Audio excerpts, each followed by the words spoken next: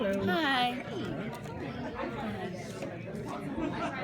So, we hear that everybody gets attention in the finale. Yes. Talk a little bit, as far as what you can, about the attention you get. Yeah. So in the finale, you see the triangle relationship between Blaine and Peyton and Ravi kind of come to a head. At the end of our episode, you're still kind of left hanging on who she chooses. I mean, I don't even know myself. But in a really good way, in a way where you're like, you don't even really know what you want because you kind of enjoy seeing her with Blaine, and because I think she brings out a good part in him, a good version of him. And then you really still do love seeing her with Ravi because that's just kind of like her person, that's her best friend. So yeah, I mean, I think she in this last episode, she really lets down herself. I think that's like a big theme with Peyton the last couple episodes, is she really lets down herself because she hasn't really done everything she set out to do in this Mr. Boss case. And so she feels like she's kind of failed, and she feels like, I didn't really do what I came here to do, and I feel like I've let down myself, and then you guys as my friends, and just Seattle in general. So that's a big part of that episode too, is her just kind of being in this depressed funk. Did you get any bruises in action in the finale? I did get some bruises on my wrists, and I think, my wrists and my leg. I didn't have like crazy stunts, but I had some stuff where I was like being roughed up kind of, so it wasn't anything extreme. It wasn't crazy, but enough to be like, hey, that's a new bruise. I didn't just like fall in the shower like I usually do.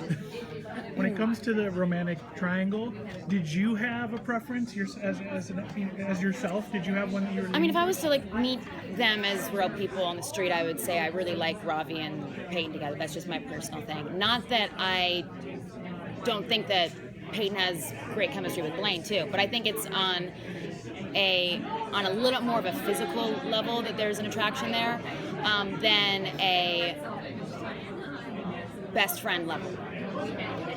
And Anders and I always have fun together. I mean, we'd never done scenes before except for this season, so that was the first time that we'd ever worked together. Like, I just was never in scenes with him, and I was never in scenes with Malcolm.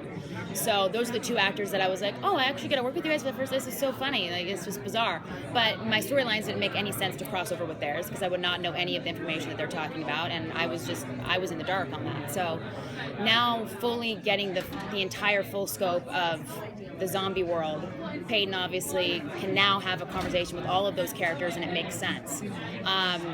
And I do think that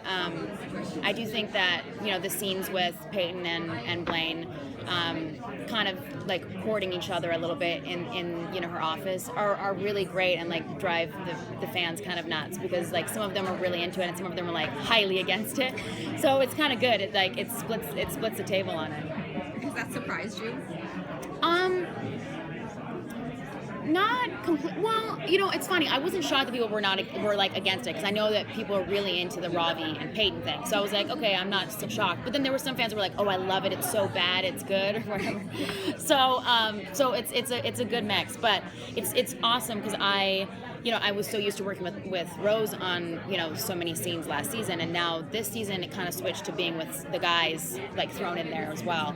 So I get now like a great mix of having like girl scenes with just me and Rose, and eating like cheese puffs for the like hot Cheeto scenes or whatever, and like making ourselves sick because we eat too much of them, and then like hanging out with the guys, and I'm just the only girl, which is fun. It's really fun to be like, hey, I'm the only chick in here, and I'm just hanging out with like the dudes, which is I think what Rose feels like all the time. Although sometimes she's like, thank you, save me, like it's nice to have another woman here.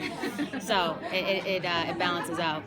Is she fully integrated now into the group, or Yeah, she is. Yeah, I mean, it's not abnormal for like Peyton, Liv, Major and Ravi to all be in a scene together and like eating dinner, or and not just like that first season where it was more like, oh, us just during a date. Now it's like it's very normal. It's like a weekly thing that happens multiple times.